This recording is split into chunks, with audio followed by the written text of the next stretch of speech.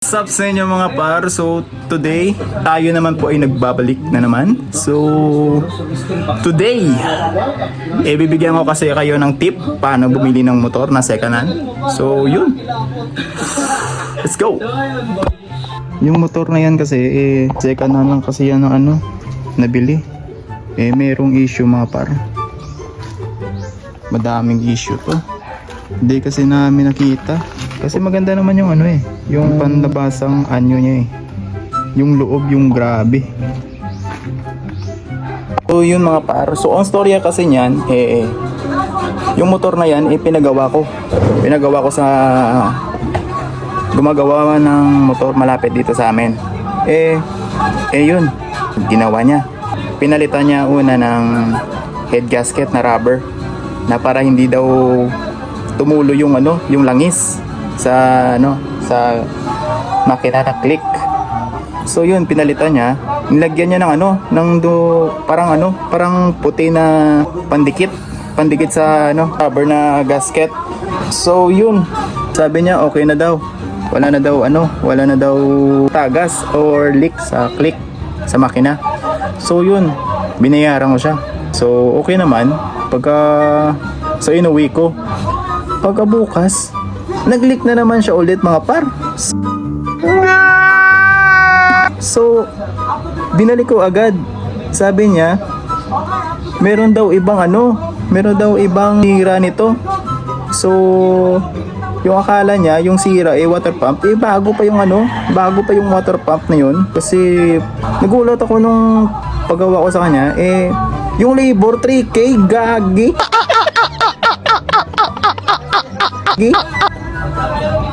3K yung binayaran ko mga par. Bako grabe naman yun, ang mahal naman yun. Water pump.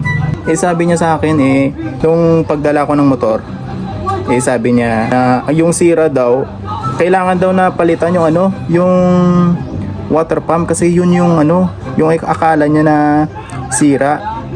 Sabi ko mahal naman yan boss. Sabi niya talaga kapag click boss, yung mga scooter mahal talaga yung babayaran mo. Kapag gawa talaga ng motor, ang mahal talaga. Meron kang click na second hand, tignan nyo yung mabuti mga par. Huwag kayong kapag bumili kayo ng ng second hand na motor, dapat may kasama kayong mekaniko mga par. Huwag kayong bumili na kayo lang mag-isa. Sigurado. For awareness lang par. Kasi ganyan yung nangyari sa akin na yung motor na to nakita ko sa marketplace. Para ako atat ako sa motor Kasi gusto ko kasing magkaroon ng motor. Pangarap ko kasing Honda Click So yun, pagkakita ko sa Facebook, yun dali-dali akong pumunta doon. Kasama ko yung papa ko. Yung papa ko nag-check ng motor. Sabi ko sa kanya, pa, okay ba yung ganitong motor? Sabi niya okay naman. So di niya na-check pala, meron palang issue sa sa ilalim. Yun yung head gasket.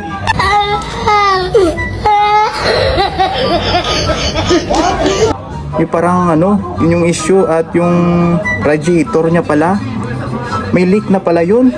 Aray ko! Na maliit yung tulo-tulo lang na meron palang leak. So di namin nakita. So binili namin. So pagkabukas dun yung bumungad ng issue niya lahat. Yung nagastos ko 10K pataas. Ito lang sasabihin ko mga par, kung bibili kayo ng motor, magsama kayo ng mekaniko. Para sure yung yung motor. So yung tips ko lang para sa inyo mga par, magsama talaga kayo ng ng mekaniko para sureness yung yung motor. Kasi kung kapag kayo lang mag-isa, di par, wag wala tayong kaalaman sa motor Kasi wag kayong yung isa pang tips ko sa inyo, wag kayong atat mga par. So yun lang mga par, yan yung mga tips ko sa inyo. So yun, lilinisan muna natin yung yung motor. So samahan niyo ako mga par. So, ito palang ginagamit ko pang linis sa motor na to, mga par. Kasi mabilis lang mabilis lang siyang ipasok kahit saan, kahit sa kaloob-looban ng motor. Pwedeng pwede siya mga par. So, gusto nyo bumili, mga around 50 plus lang ata to par. So, yun, kapag gusto nyo hindi mahirapan mga par, bumili na kayo nito mga par. Sobrang astig nito. Sobrang lupet. Sheesh. So yun lang.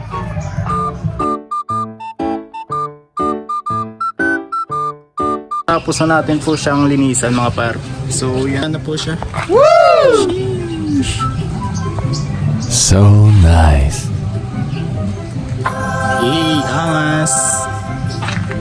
Yan mga par. Nilagyan ko lang siya ng ng sticker na garo para angas-angas konti. So yun lang mga par. So kapag nagustuhan mo ang aking video, mag-like and subscribe ka na mga par.